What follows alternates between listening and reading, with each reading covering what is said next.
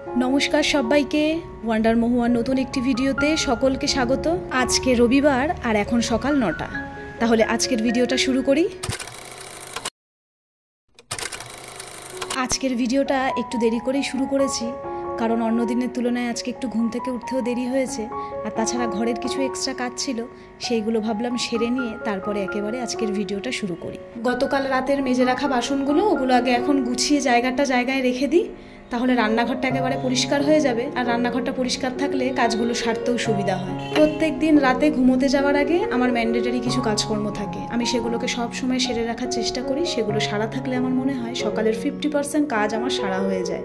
আর প্রত্যেক দিন সকালে উঠে যখন রান্নাঘরটা একদম টিপটপ ক্লিন দেখি, তখন আমার মুডটা এমনিই ভালো হয়ে যায়। আমার সকালটাই যেহেতু শুরু হয় রান্নাঘর দিয়ে, তাই আমার মনে হয় ওই জায়গাটা পরিষ্কার রাখাটা আমার জন্য খুব দরকার।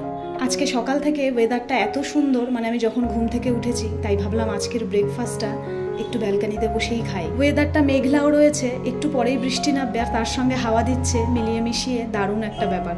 আর ব্রেকফাস্টে আজকে ছিল রুটি আর ঘুগনি। ঘুগনিটা গতকাল রাতে বানিয়েছিলাম।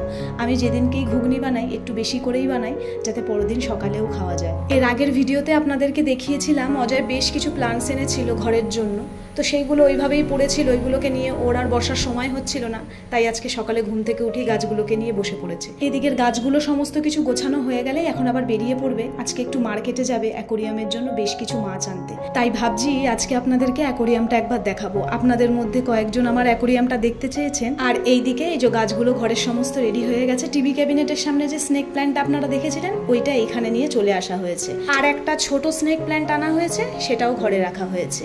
আর এই গাছগুলো দেখছেন, এগুলো রেডি হচ্ছে আমার টিভি ক্যাবিনেটের সামনে। এই যে এইখানটাতেই আপনারা আগে স্নেক প্ল্যান্টটা দেখেছিলেন, সেটা রিপ্লেস করে এই গাছটা রাখা হলো। এইটা আগে ছিল হচ্ছে আমার টিভি ক্যাবিনেটের এই পাশটা, আর এই পাশটাতে রাখা হয়েছে এখন এই প্ল্যান্টটা।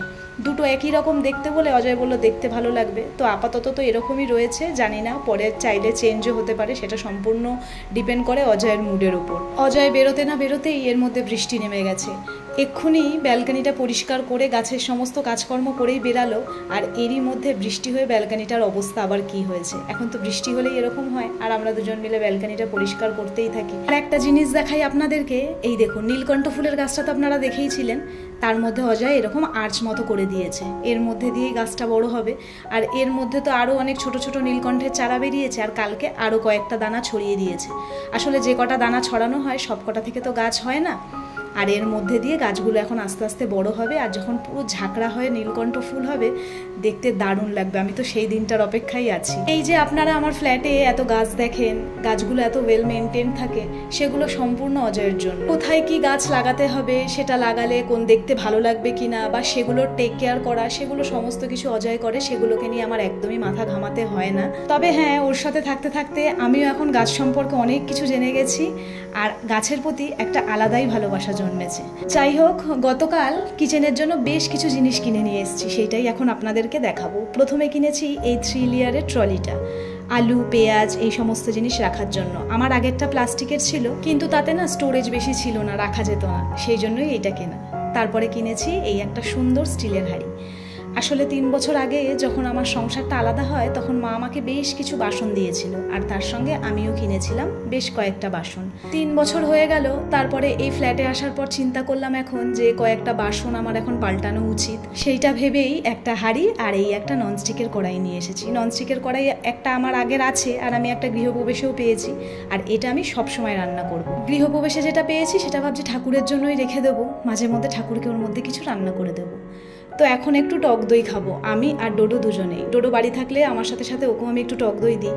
আজকে যেহেতু সানডে বাড়ি আছে, তাই দুজন মিলে এখন একটু টক দই খাবো। আসলে সারা সপ্তাহে তো স্কুলে থাকে, তো স্কুলের অনেক রকম কথা ওর জমা থাকে, যেটা ও ছুটির দিনে আমার সঙ্গে বসে বসে বলে। এই যেমন এখন দুজন মিলে গল্প করছি, ওর স্কুলে এটা হয়েছে সেটা হয়েছে। আসলে সারা সপ্তাহে তো অনেকটা চাপ থাকে, পড়াশোনা, তারপর আদার্স অ্যাক্টিভিটিও থাকে। আমার হাজারো কাজের মাঝখানে আমি চেষ্টা করি ডোডোকে যথেষ্ট সময় দেওয়ার, যাতে দিনের শেষে গিয়ে ও এটা না মনে করে যে ঘরে আমার কথা শোনার কেউ নেই। আর আমি আর অজয় বাবা মা হিসেবে সেই কর্তব্যটা যথেষ্ট ভালোভাবে পালন করি। আর আমি পার্সোনালি মনে করি এটা প্রত্যেকটা বাবা মারই করা উচিত। আমার আগের ভিডিওতে ঋতু দাস বলে আমাকে একজন কমেন্ট করেছে পুরো ভিডিওতে কমেন্ট পড়ছো। বড় বড় ভ্লগাররা কিন্তু কারোর কমেন্ট এমন তার ভ্লগে পড়ে না। খুব অস্বস্তি লাগছে শুনতে। ভিডিওগুলো খুব ভালো হয় তোমার, বাট এত কমেন্ট পড়ো না, শুনতে ভালো লাগে না। অনেক অনেক ভালোবাসা এত সুন্দর একটা কমেন্ট করার জন্য। আসলে কি বলো তো, এই 1-1.5 মাসের মধ্যে এতটা ভালোবাসা তোমরা আমাকে দিয়েছো, আমার ভিডিওতে দিয়েছো। তো এই কমেন্টগুলো পড়া হচ্ছে তোমাদের প্রতি আমার ভালোবাসা জানানোর একটা মাধ্যম আর কিছুই নয়। আর বড় বড় ব্লগারদের কথা আমি বলতে পারবো না, তবে হ্যাঁ একটা কথা বলতে পারি, তাদের ভিডিওতে তো প্রচুর কমেন্ট আসে, 1000, 1500, 5000 কমেন্টও আমি দেখেছি। তো তাদের পক্ষে তো সবার কমেন্ট পড়া সম্ভব না। যাই হোক, চেষ্টা করব মেনটেন করার। আর অনেক অনেক ধন্যবাদ। অন্যান্য দিনের মতন আজকেও রান্না করছি, কিন্তু আজকে রান্না করাতে না একটা আলাদাই আনন্দ আছে। সেটা কেন জানেন তো? এই যে নতুন বাসনে রান্না করছি। আমরা সকলেই নতুন জামা কাপড় বলুন বা নতুন যে কোনো জিনিস যখন প্রথম ব্যবহার করি তখন কিন্তু আলাদাই একটা ভেতরে আনন্দ লাগে, তাই না? তো সেইটা আজকে আমার হচ্ছে। নতুন হাঁড়িতে ভাত রান্না করলাম, নতুন কড়াইয়ে আজকে রান্না করছি।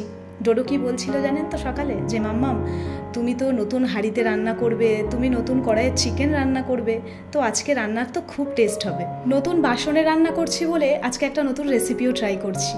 কয়েকদিন আগে কাকরোলের এই রেসিপিটা দেখেছি, তাই ভাবলাম আজকে সানডে, তো আজকে বানানো যাক। আমার বাড়িতে কাকরোল খেতে পছন্দ করে ভীষণ, সেটা হলো ডোডো। ও ভীষণ কাকরোল ভাজা খেতে ভালোবাসে।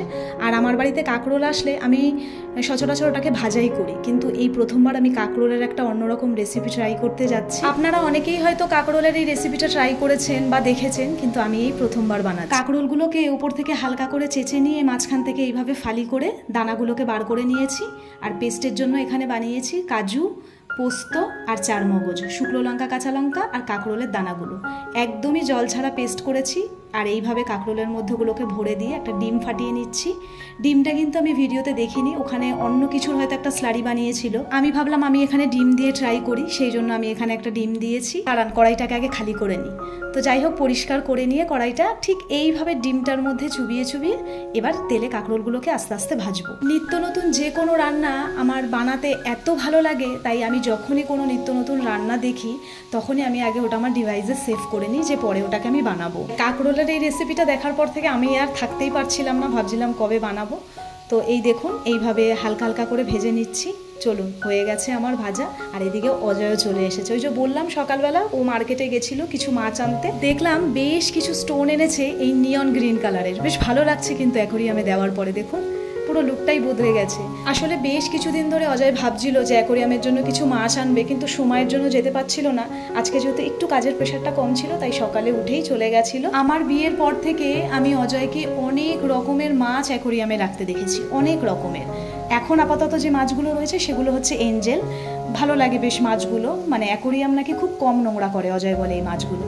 তো এখনও নিয়ে এসছে এই যে 4টে ব্ল্যাক এঞ্জেল। আমার অ্যাকোরিয়ামে ব্ল্যাকটা ছিল না, মানে কম ছিল, একটা ছিল। আর এই যে কি সুন্দর লাগছে দেখুন দেখতে। আর তার সঙ্গে নিয়ে এসছে আমার মোস্ট ফেভারিট ভিডো। আমার ভীষণ ভালো লাগে কালারফুল মাছ অ্যাকোরিয়ামে থাকবে, তো নিয়ে এসছে আজকে আমার কথা মতন। আরও নিয়ে এসছে, এগুলো প্রথমে ছাড়লো, দারুণ লাগছে দেখুন অ্যাকোরিয়ামে ছাড়ার পরে। আর এইখানে নিয়ে এসছে এই যে প্লাস্টিকে রয়েছে, এগুলো বললে একটু পরে ছাড়বে। তো বাড়িওয়ালা কাকিমার বাড়িতে আমি ফার্স্টে এই মাছগুলো দেখেছিলাম, দেখার পর থেকে আমি অজয়কে বলছিলাম তুমি কবে আনবে। তো ফাইনালি আজকে নিয়ে এসছে। আর অ্যাকোরিয়ামটাও আমি কিন্তু আপনাদের সঙ্গে শেয়ার করে দিলাম, কেমন লাগলো অবশ্যই জানাবেন। আর আজকের ভিডিওটাও এখানেই শেষ করছি, দেখা হবে খুব তাড়াতাড়ি।